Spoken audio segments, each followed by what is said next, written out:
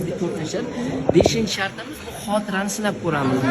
Monitorda 20 ta xonandani qo'shig'i mix sifatida ketadi, ketma-ket ketadi. 30 sekunddan, 50 sekunddan, 25 sekunddan xotirani eslab qolganda har bir o'sha kimlar ketishini yo'q, ketma-ketli shart emas.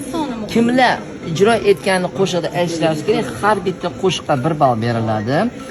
Yosh rassom kim chiroyli chiqsa 5 ball, o'rtasiga mag'lubga 4 ball, so'zlarni terish ham xuddi shunday 5 ball, 4 ball.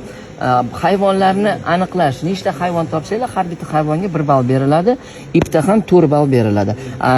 Xotirada har bir qo'shiqqa 1 balldan beriladi. Keyin umumiy summa qilamiz.